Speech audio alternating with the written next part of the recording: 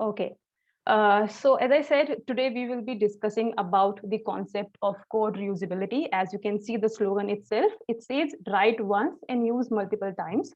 So I feel this is most of the underrated, topics, but the most useful one when it comes to the RPA development or any development or the software development practice. So yeah, this is the one we will be exploring more into the details today. So let's see what is the today's agenda.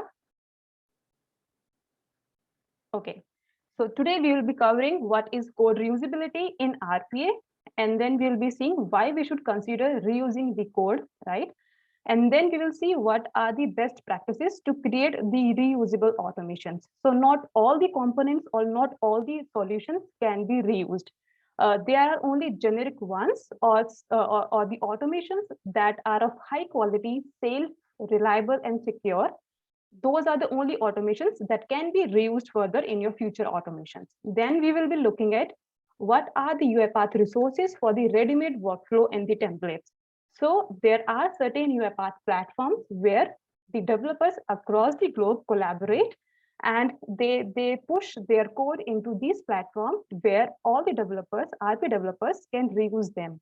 So these are developed by, you can say, the UiPath team, the industry leaders, or any other developer across the globe.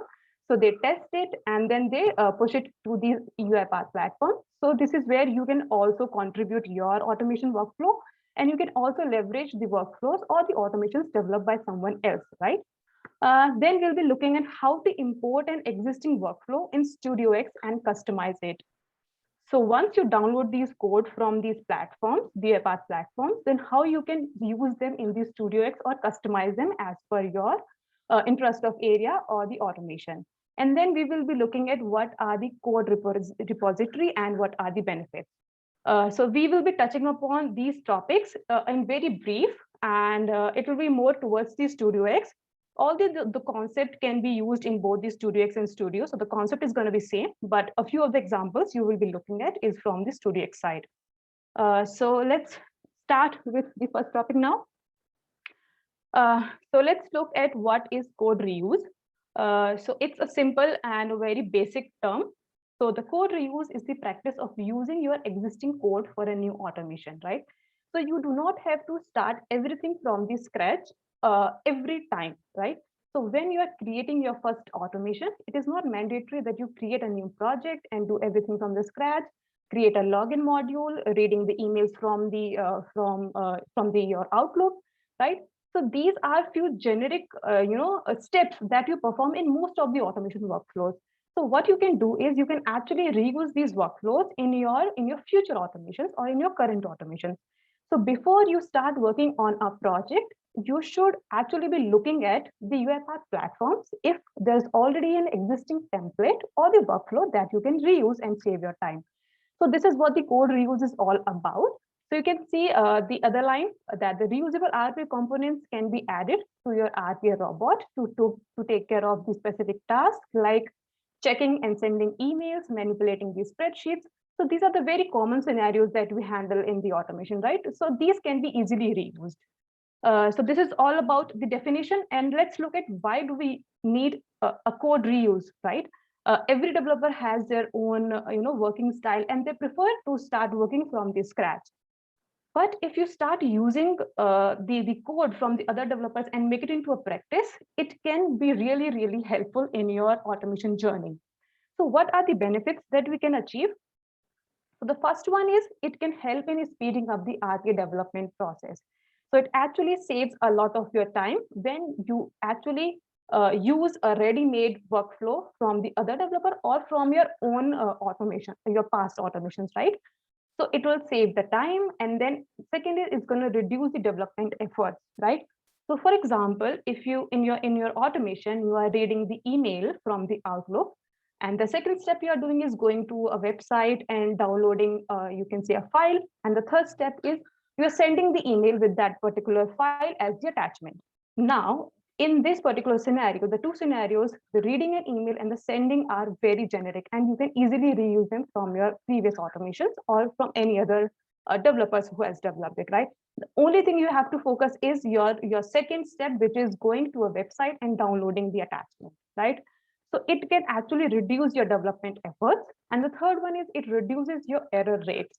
So since I said that you will be reusing the code from your previous automations or from the other developers, it means those will be already developed, tested, and have been deployed already, right? So the error rate in those automation workflows or the components would be very less compared to the one that you will be creating from the scratch. So that's how it can reduce the error rate of the overall workflow, right? And the next one is it reduces the implementation time. So it is nothing but the same. Your overall automation lifecycle time will be reduced. So your time in the testing will be reduced, your time in the development will be reduced. So the overall delivery will be quick and will be really fast. So these are the few benefits. These are very much, pretty much explanatory. And I guess most of us already know this and would have been already reusing the codes from your previous automations. But if you haven't used it, I would really suggest to start making it into a practice, because for me, I have been a great fan of reusing the codes. So for example, if I tell you, I have worked on the SAP automation a lot, and the SAP modules I have reused a lot. So for example, logging into the SAP or entering a particular T code into a screen, right? These are very generic, and these are, a kind of starting step of every process. So, it can really save a lot of your time and effort and the error rate if you start making it as a practice in your automation. So that's all about the code reuse. And now let's jump to when you start creating your code, right? What are the best practices that you can follow so that you make sure that your code is very much reliable and kind of high quality so that it can be reused further? So yes, these are few of the best practices that you should be, taking care while you are creating automation workflow, or you want that code to be reused again. Okay, so starting with the first one is the element selectors should be dynamic, right? So what happens is, I guess this is a kind of one of the best practices, also kind of development best practice, is whenever you are interacting with the application and you are working based on the selectors, these should always be dynamic, right? So for example, if I start with the Studio X, so I guess you must be already familiar with this screen. And let's say I would like to automate my Twitter. Okay, and if I drag this particular this activity, which will help me to attach the screen with the Twitter. So here I go. If I simply go and indicate the element here, okay, it may take a little while since. Okay, so here I am indicating the screen, which is of Twitter homepage, right? And it would be fetching the selector from the screen. So it has already taken up the selector. And if I go to the properties window here, and here in the target section, right? And here you can see the selector directly. Now here you can see this one number is visible. It is because I had one notification in my Twitter window, right? Now this particular thing is very much variable. It can be 1, it can be 2, or it can be any number of variables, right? So what is a good practice is always remove these numbers or values which are dynamic in nature. So we have something called as wildcards. So in this particular case, use a wildcard and click on the validate button. So it will tell you that this is a valid selector. And if you really want to check, you can actually do the highlight, and it will highlight that, okay, this is the element it is capturing. So that's all. To make the selectors dynamic, it is one of the examples, but similarly, when you work with the web applications, you must be really encountering where you capture an application where the username is available on the title window. So username can vary. Every time a new user logs in, the username will vary, right? So do not make the username as one of your selector parameter, make it a dynamic one. So this is one of the kind of good practice when you, create a good component to be used by someone else or by you also. The next thing is no hard-coded values in the activities, right? For example, the file path. So let me again give you a good example. So when you're working with the files, right? For example, let's say you're working with an Excel file, right? So you will be having this use Excel file card to attach with your file. So let me go and browse and select any of my files where I want to work. So let me pick one from the desktop and say this is a sales file that I want to work on.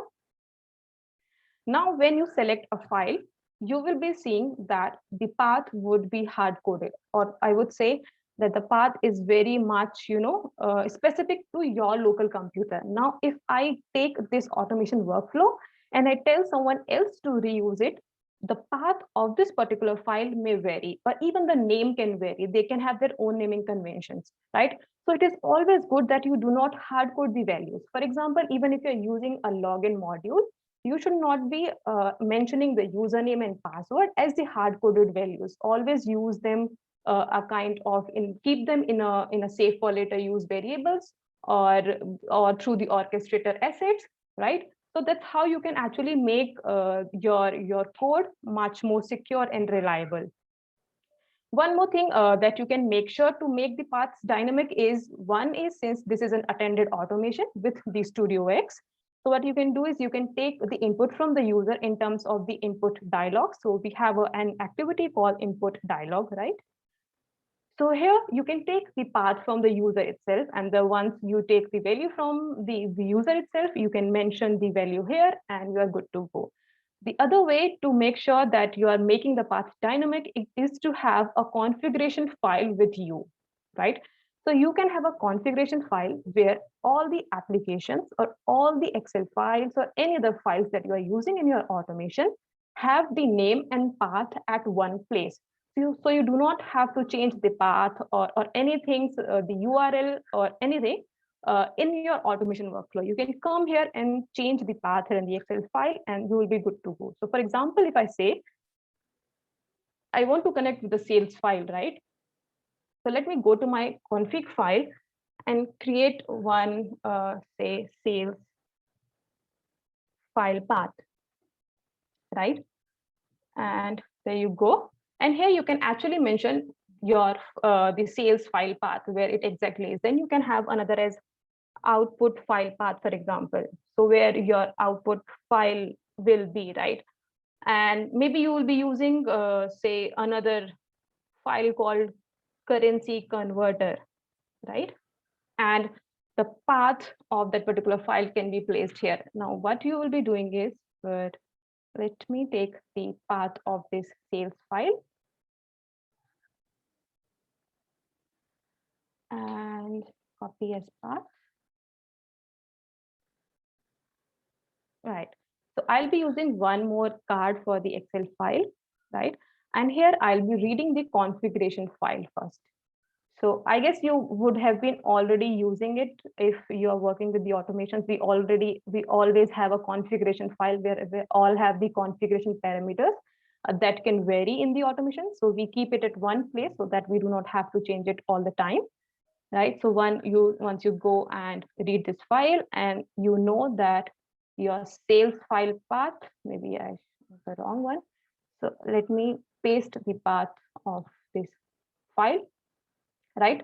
B1 is where your sales file path is. So what you have to do is simply read the cell,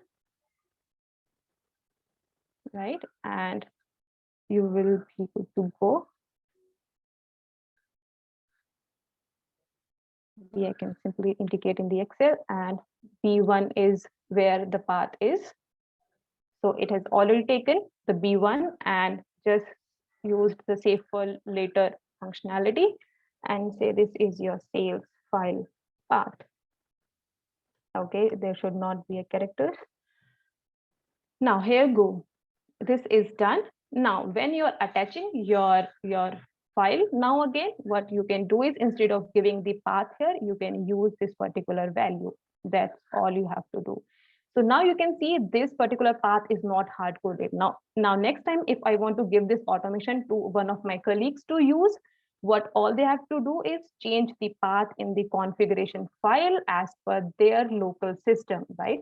So in their local system, this path, whatever they are saving the file, they can just come and update this, and the automation is good to go. We do not have to change anything here, right? So this is the second principle that you should follow while creating a good component or automation workflow. The next thing is the appropriate dynamic delay to handle the different application speed, right?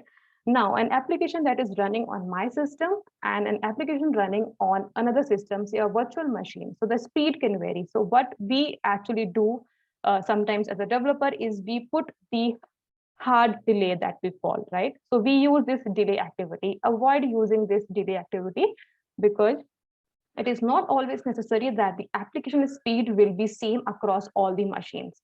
So what you can actually prefer is when you are going and using these kind of activities. For example, if I use click activity, now if you go to the properties panel here, right, you can say delay before and the delay after, right? So these are the properties you can actually use when interacting with the applications. If you really think that there's some delay in the application page load or something, right? And these delays, again, you should not be hard coding.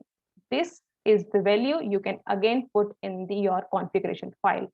So you can have a value called delay, and maybe any value you can put, right?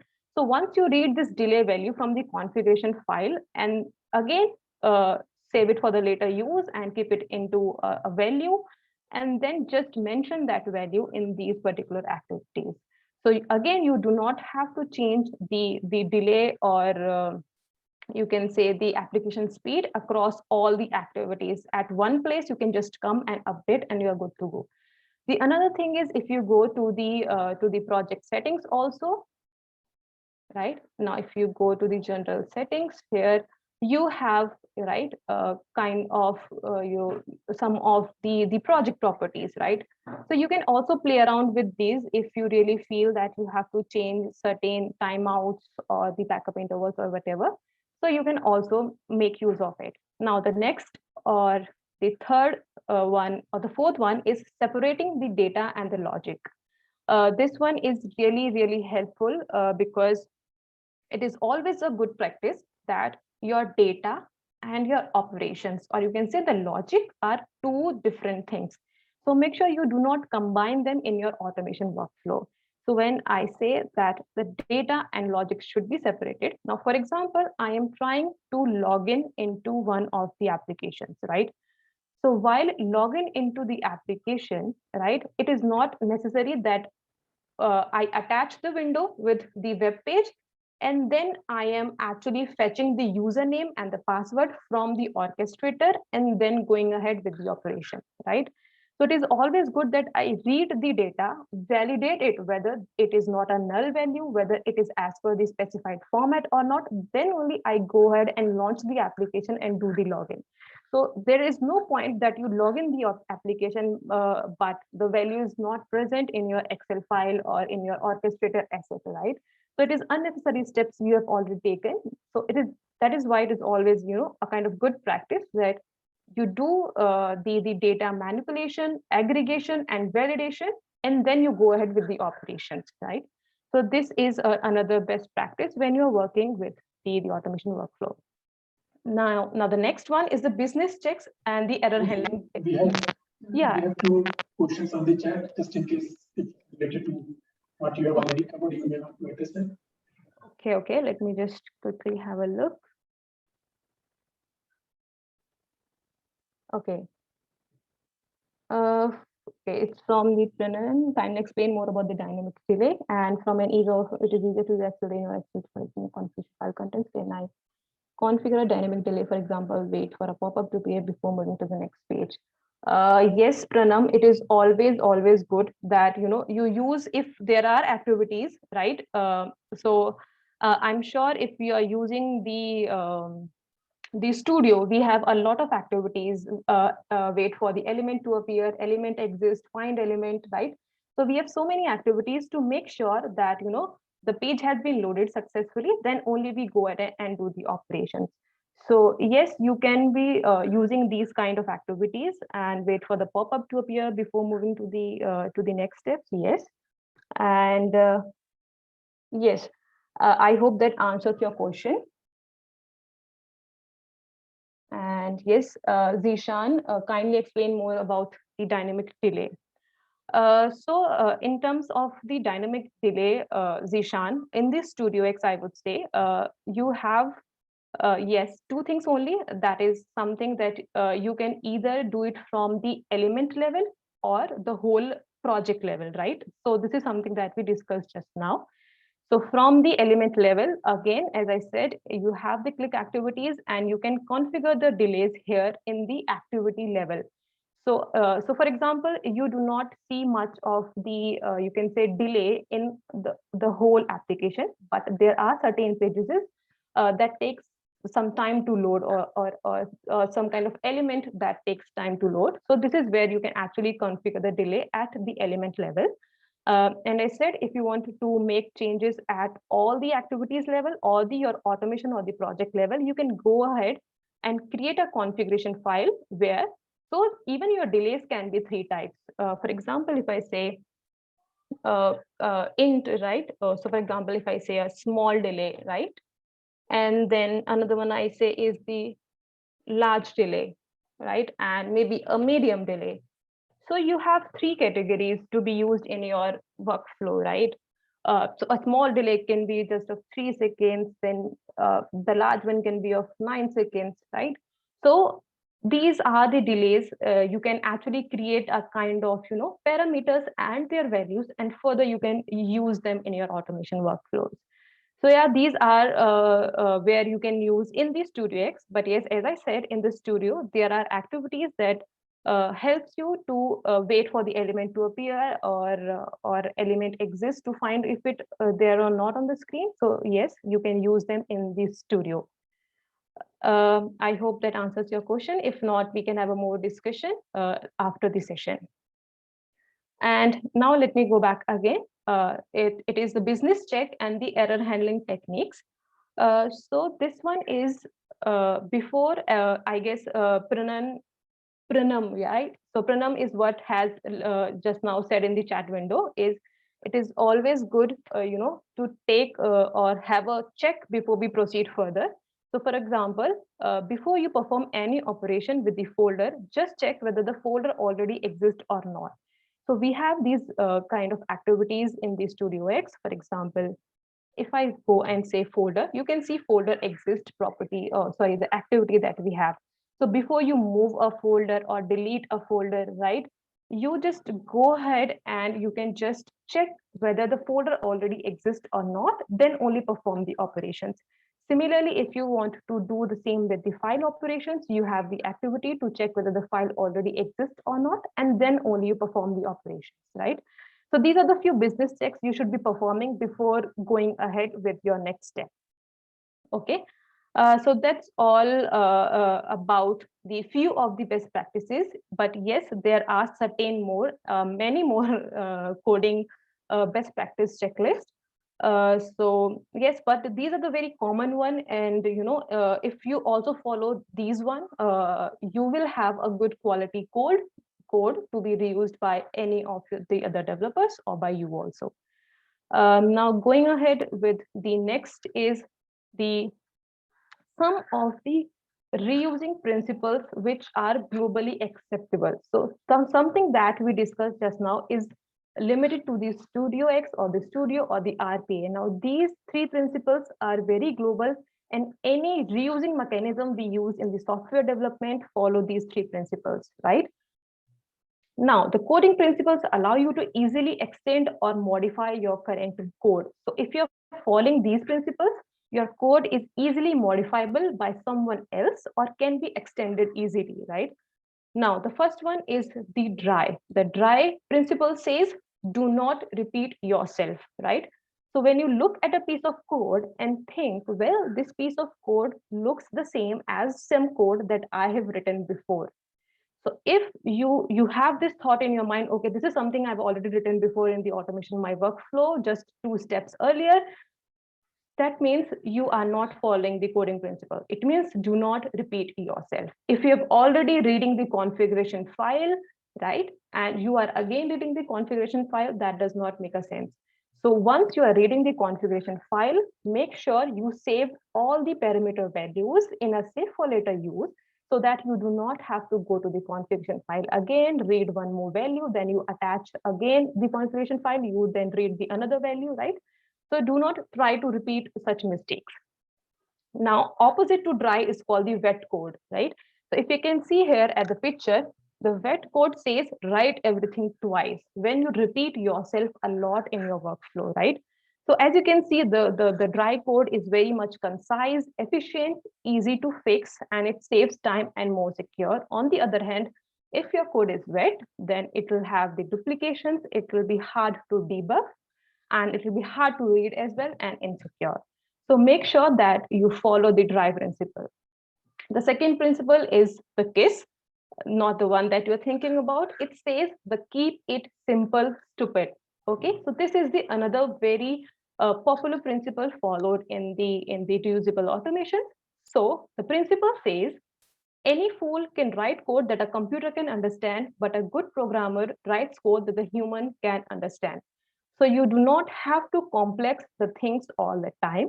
If you think, if you are doing a kind of manipulation with the data, say 1 plus 2 plus 3 plus 4, 5 plus 6, in the same argument or in the same line of code, it is not necessary to take your, automation complexity is such big, okay? Break it down into further, say 1 plus 2, then say 3 plus 4, then they say 4 plus 5, right? So it is not always a good practice to make your code very much complex, right? Keep it simple, keep it in the readable format so that when you share it with someone else, they can easily understand and they can easily, customize it. The third principle says, which is Yagini, which says you are not going to need it. Okay, so the principle says you should never code for functionality on the chance that you may need in the future. So what happens is we keep so much of code in an automation workflow in the thought of that we may need it later, right? So it is good when you are in the draft stage that you keep such codes, you comment them out, but when you are good to go and you have tested it and you want to share it with someone or you want to publish it, make sure you remove all your commented codes. Anything that you do not need should not be in the code. So this is the third principle for the reusable automations that you should be following up. And yes, the very basic and the very major is document your code. Your code should be very much and properly documented. When I say document your code, it does not mean that a Word file should be created for what all activities you have used or whatever. It simply means that you can give a good, names to your activities. For example, when I say use Excel file, so which Excel file I'm reading here? So you can simply say a config file, right? So that's how you can rename the activity so that your code is more readable. You're clicking, where are you clicking, on which particular element you are clicking, right? Reading the cell value for what? You are reading this cell value to get your path, right? Sales file path. You can simply say get sales file path, right? So make it your code more readable so that, once you share it with someone, or even you come after 2 or 3 months, okay, something I developed, let me reuse it. So you also understand, right? So that's a few of the basic principles which are globally accepted and should be followed, right? Now let me go ahead and tell you that what are the various UiPath platforms where you can go upload your own component, or you can also use the components from the other developers across the globe. Here, the first one comes is the UiPath Marketplace. I hope you would have already visited, most of you, but if you haven't, I would really and highly recommend to visit this particular marketplace because it has so many components. You can see it has 1,000 plus reusable components, which you can reuse in your code. And these are designed and tested by the industry leaders. So you do not have to worry of the errors, error rate, etc. also, right?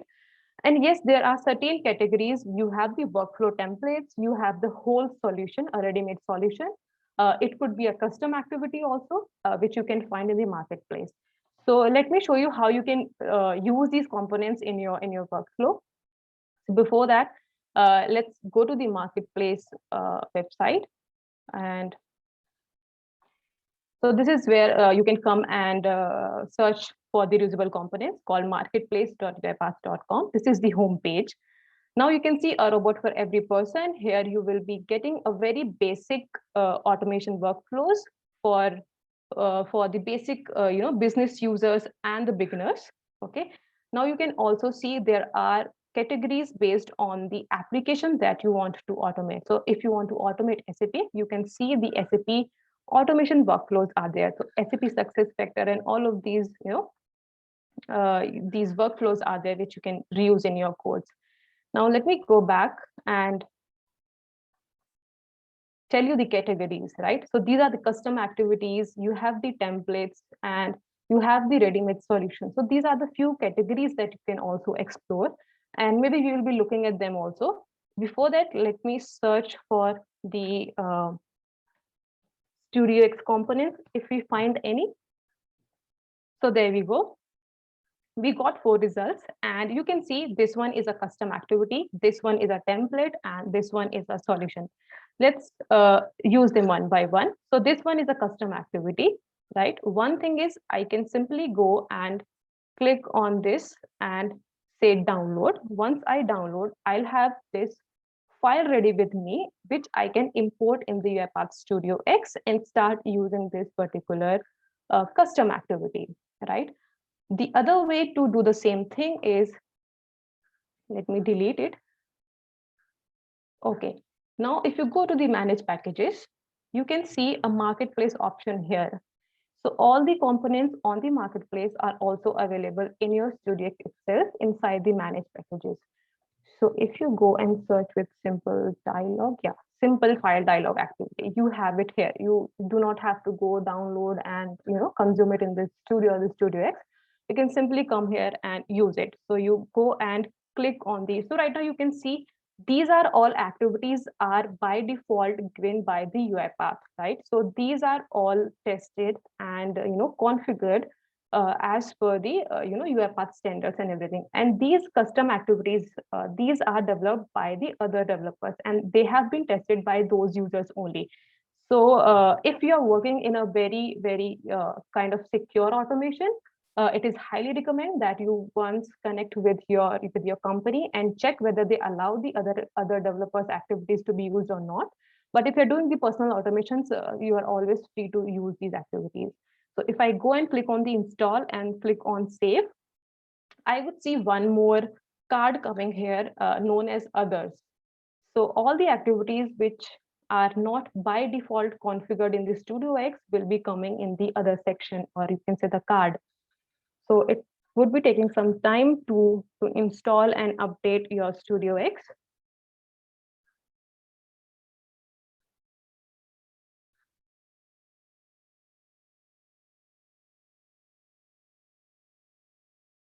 Okay, meanwhile, we can also explore, so this is the contributor who has published the activity, right? And if you really want to see what are the activities covered here, you can see all the information. So you will be finding 3 activities under this package: open file dialog, save file dialog, and all the information is what written here.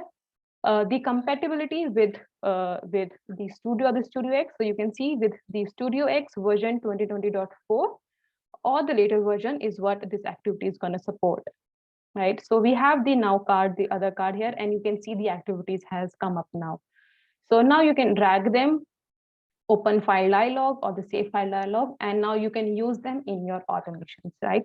So this is about an activity that you want to use from the marketplace. Now let's see one more category as the solution. If I go and say Outlook mail archiving, you can see the category is solution. It means it is a whole automation workflow that you will be getting in this particular component. So if I go and click, you can see all the information about this component, and let's click on the download button. So now let me open this and let's see what we get in the component. Okay, maybe it's opening on my other window. Yes. Okay, so let me drag it to this particular screen. So we have this this package, or you can say the workflow downloaded from the marketplace. Okay. Now you can see the extension here is NuGet package and new PKG, right? So this is something you have to change to make it reusable. You simply cannot go ahead and use in your automation. So what you have to do is just go and rename this. What you have to do is rename the extension. So after the dot, say zip. Now you will be getting a pop-up that will ask you if you change the file extension, it will become unusable, but you have to say yes. Once you say yes, this is a zip folder, and just go in and extract all the files. Okay, let me see where it has extracted.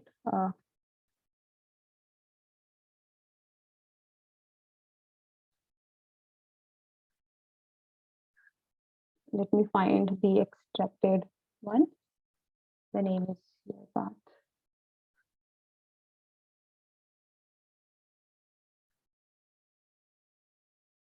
Okay.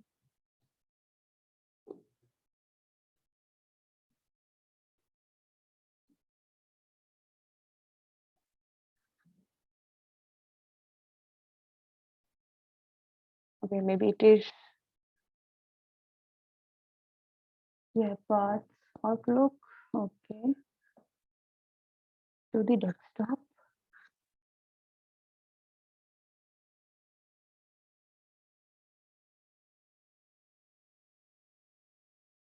Okay, there it is. And here you go. Now, once you unzip it, you'll get a folder something like this. And this is how it's going to look like. So once you unzip the folder, you have to go to the library, and then you'll get a Net45 folder. And here you can see your automation workflow. This is something how you create in the Studio X. Now, if you go to the main file, you can actually see this will be the whole automation workflow as it is. You can customize it, delete any activity, add any of your own activity, and you're good to go. And you can rename this whole project. So now this is your own project and you can use it as it is. So this is all about the marketplace. Before, since it takes some time to load, let me also show you. So we actually saw how you can use the components from the marketplace. First is you can download and import. Second is from the managed packages, you can go and install it. Now, how to upload your automation workflows on the marketplace. So now, even you can go ahead. So you can go to your profile, click on the create listing. And this is how you can create or upload your own automation workflow. So choose the categories. You want to upload a solution, a custom activity, a template, or a tool or a solution, any categories that you want to use, right? And then there'll be further sections where you have to mention which versions and upload your file, your zipped file, yeah, your source code, everything. Just give the description of your project, and then just select the terms and you can upload the package. Once the UiPath team approves it, it will be available here. So if I would like to show you, this is one of the packages that I uploaded. So if you go ahead, so this is one of the my listings that I uploaded. So you can see the developer's name would come, right? And the all description that you provide, right? The all benefits and the documentation. If you want to upload any documentation regarding your activity or solution, is what you can upload here. With which version it is compatible, and all of these information is what you can provide, right? So this is all about the marketplace. And now this particular solution is also ready, which we downloaded from the marketplace. So now, as you can see, this whole automation solution is ready for you to use. You can simply go rename the files, I mean, delete or anything, add, modify, you can do whatever you want. But it will definitely gonna save your time if you're working with, archiving your mails. So this one was related to archiving your mails if they are older than 90 days, right? So if you have such kind of requirements in the project, you can just go ahead and use this automation workflow as it is. Okay, now let's come to the next platform from the UiPath where you can also collaborate and get the solutions. So this one is the UiPath Studio X workflow templates. Now, what are actually the templates? So workflow templates consist of frameworks that assist in working on new projects very smoothly. So these are not your automation workflow where you have all the activities, all the, everything actions in the flow or in the automation workflow. You will have a kind of template or a framework that you can use. For example, if I just take a simple example of this particular PPT also, right? I did not created this from scratch. This was something was from my previous sessions. What I did is I renamed the titles and the content. The template was what I used as it is. Similarly, in the automation workflows, you have a framework that you can use which suits your need, and you can simply go in and save your time. So for these also, let me show you how you can reuse these templates, or if you want to create your own custom templates, how you can create them. Okay, for this, let's go to the home section and you can see the template section. Now, these are the templates which are already available from the UiPath Studio or the Studio X. Again, similarly, it is not limited to the Studio X. If you also go to Studio, you will find these templates, right?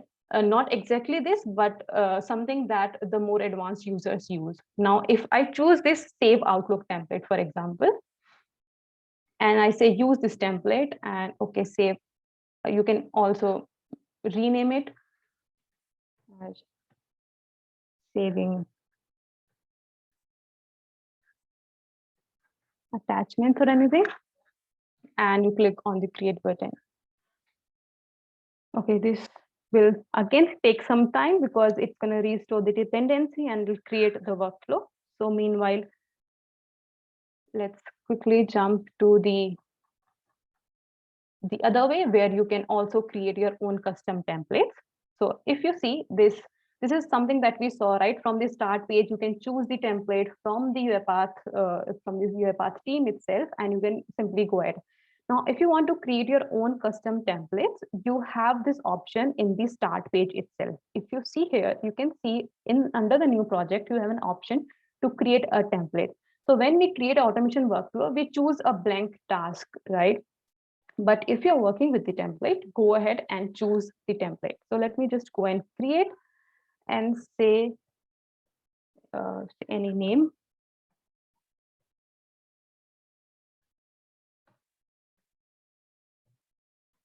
Okay, cool. You can give the description here if required, and then click on the create button. Now, this has been loaded. Meanwhile, now if you see, this particular template is already being given by the UiPath. So now if you see, it is attaching with your default email account. If you want to change and you want to add your another Outlook account, you can go ahead and edit, right?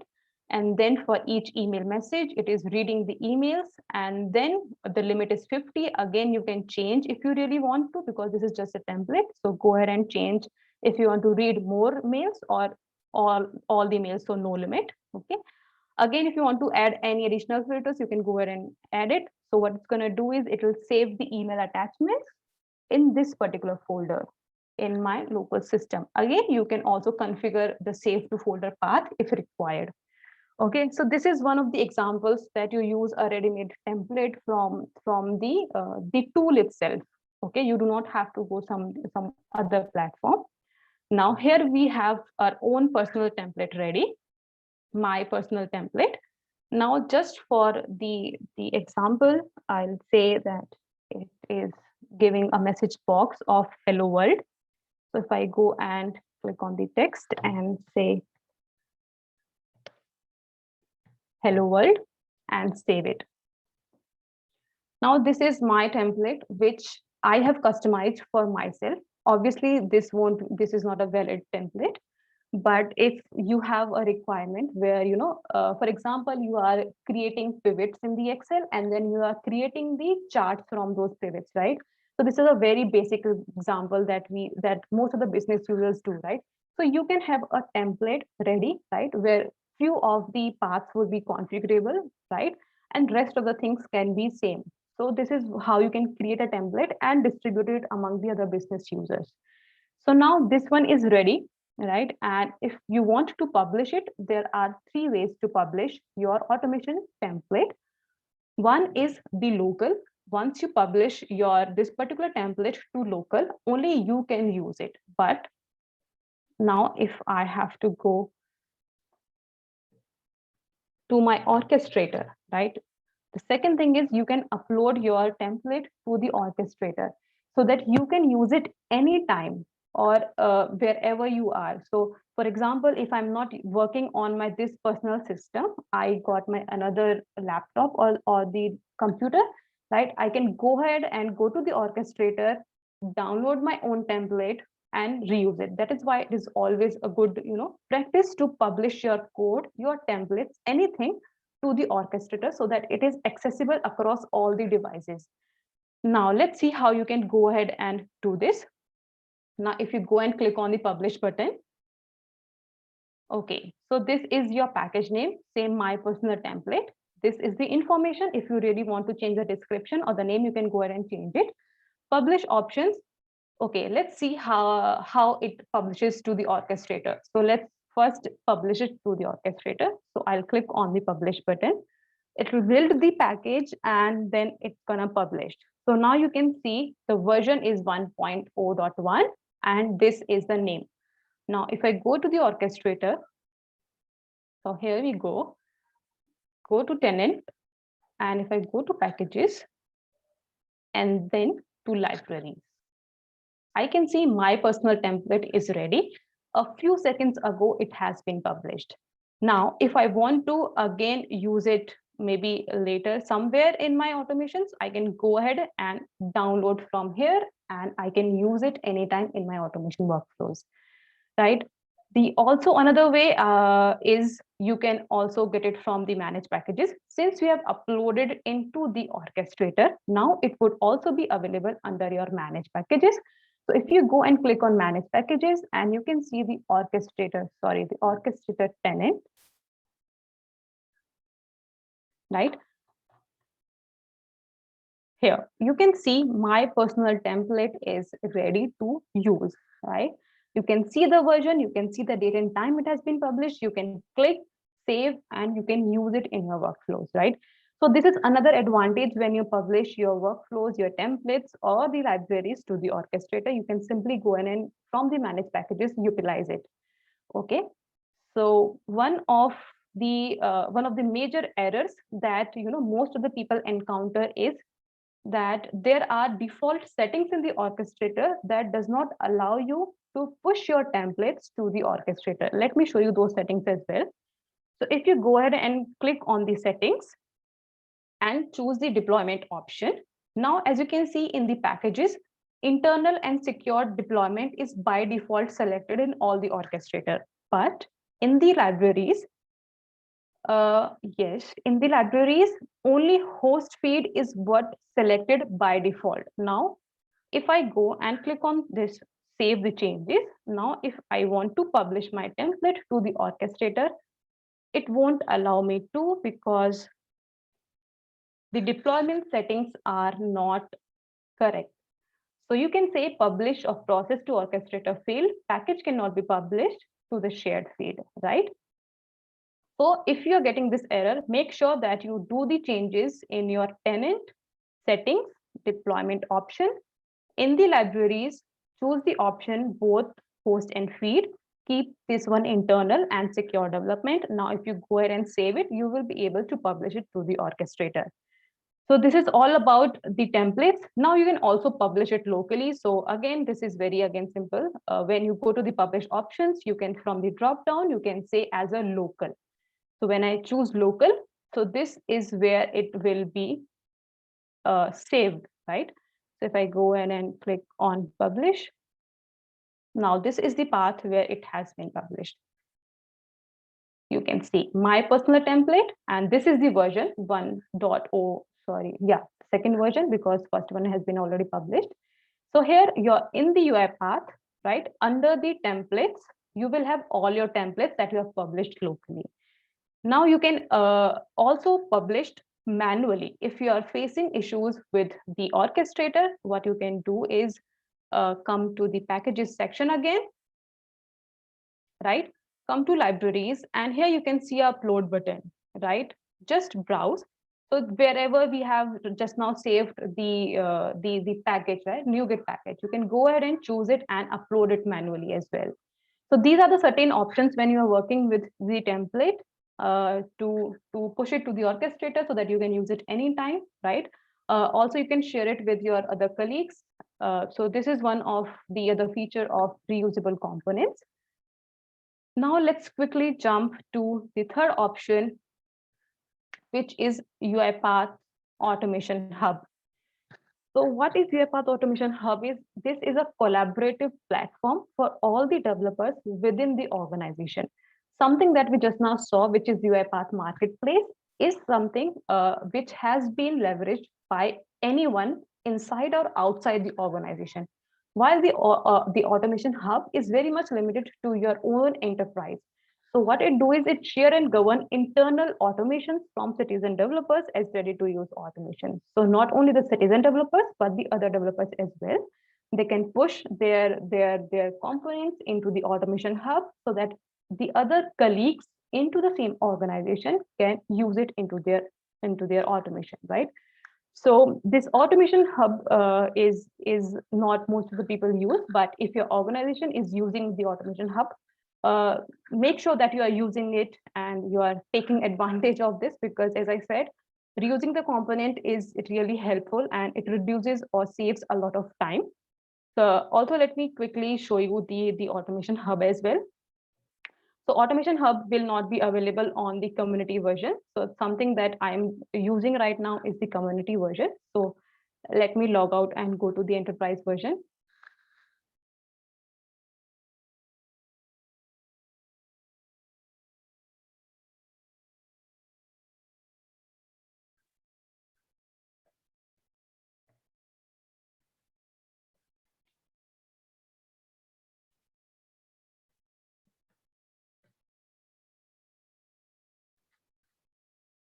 So the Automation Hub actually comes as a service in the Automation Cloud, just like the orchestrator. So for this, to access the Automation Hub also, you have to go to the cloud.uipath.com.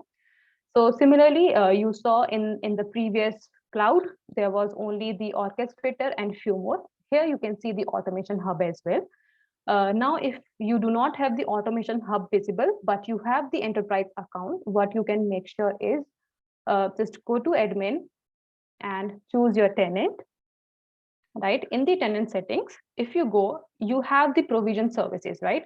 So if you uncheck this, you will not have the Automation Hub visible at your vertical line. But if you check this, you will have the Automation Hub visible. So make sure that this one is checked if you're using the enterprise version. Now, if I go ahead and go for the Automation Hub,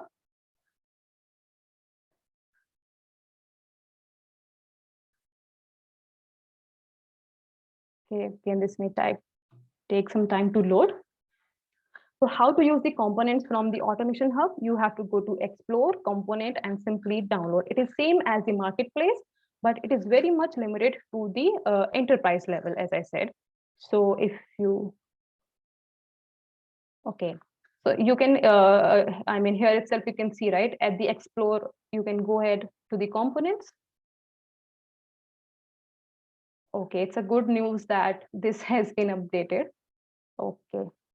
Yes, now you can see that in the Explore and under the components, you can see few of the components that you want to use. For example, if I say Google G Suite, you can go ahead and download this component, and it is as same as how you were using the Marketplace components. But similarly, as I said, this is very much limited to your enterprise. Now, if you go to the workspace and you can see my submissions, all the submissions that you have submitted, right? And my components, if you have submitted any component. So here also the process is same. Once you upload your component, it will be verified by the internal team of your Automation Hub. And once it is very much safe and reliable and tested by the people of the Automation Hub in your organization, then it will be good to go and can be reused by anyone else, right? So definitely you can explore more of these options of the Automation Hub. And if you really want to know more about the Automation Hub, then we have the next meetup coming up on 10th of July. So here you will be getting to know more about this particular platform and how you can use it. So make sure you RSVP for this as well, where Shishira will be taking us through the Automation Hub, right?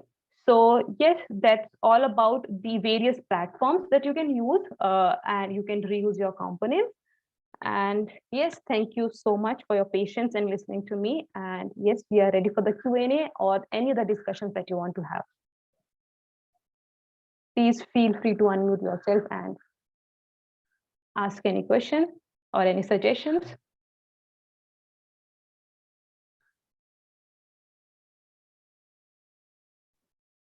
As it's your time, feel free to unmute.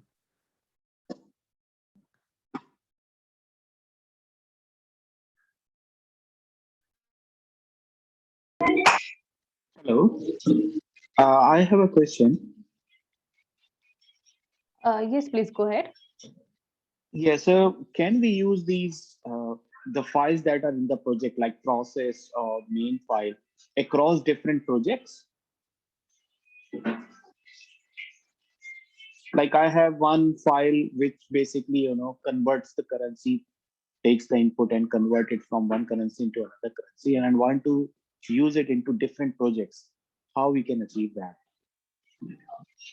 So which platform you're using? If you're using Studio X or Studio? Studio. Then you have the invoke workflow activity, right? So if you want to, work with multiple XAML files that we say, or the automation workflows, so inside your main workflow, just use the invoke workflow file activity so that you can import your other workflows as well in the same main file, and then you can use it. No, my question is that, let's suppose I wrote one XAML file which basically converts currency, and I want to use it across different projects. So like rather than having it as a custom activity, just using it across different projects. Or you can take it as like logging into one of the ERP system that we need to reuse it every time whenever we create a new project. So rather than using this, means like writing the whole logic again and again in that XAML file, can we use that XAML file across different projects? Yes, Zishan. So another option could be, this is something that I just now showed you, is once you publish your, you can make it as a library, and once you publish it to your orchestrator from the managed packages, you can definitely install it in any of your automation workflows. Or even if you want to use it, you can publish it as a NuGet package, right? So once you build the package and publish it to the orchestrator, right? And if you want to use it again across the other automation workflows, you can either download from the orchestrator and go to manage packages and install it. So these are the two options available. So yes, I mean, you can use it. I mean, most of the projects is how we, yeah, please go ahead. No, thank you so much. It answers the question. Okay.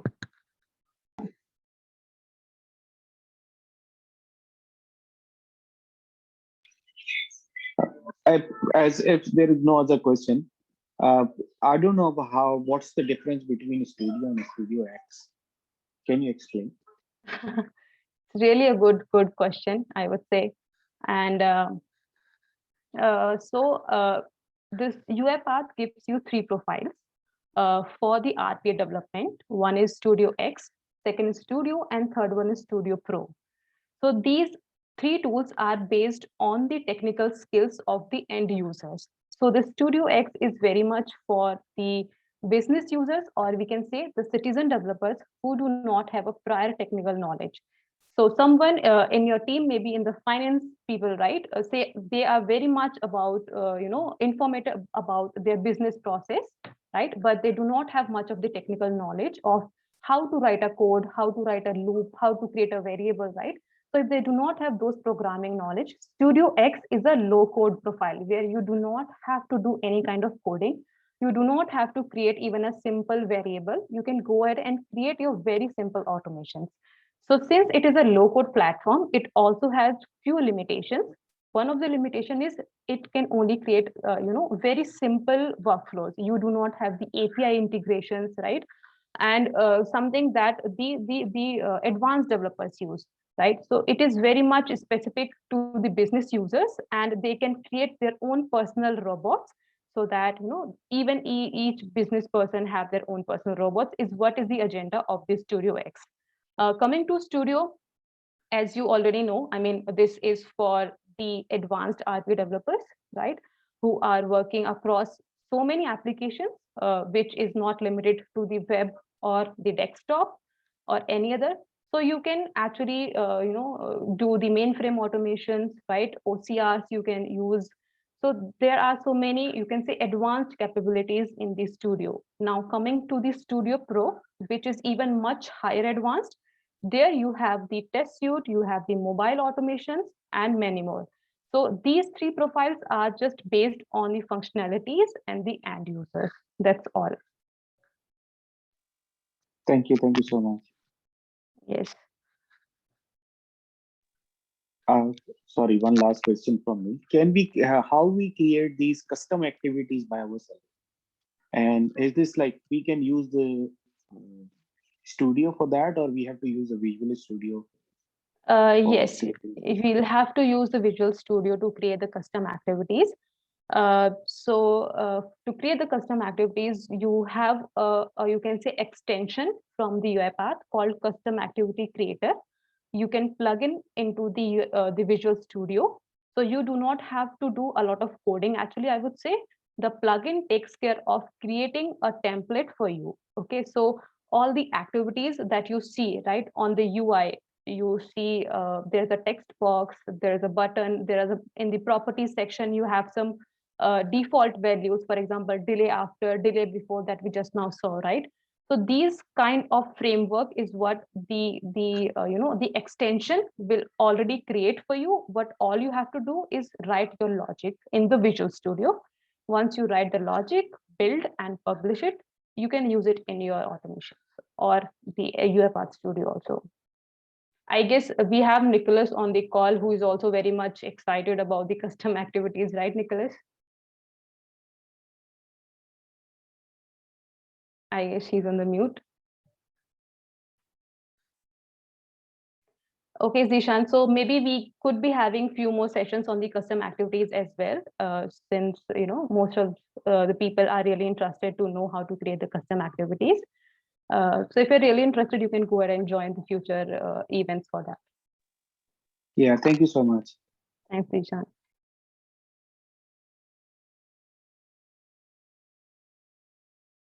Okay, if there are no further questions, we are good to close the call, Vibhor.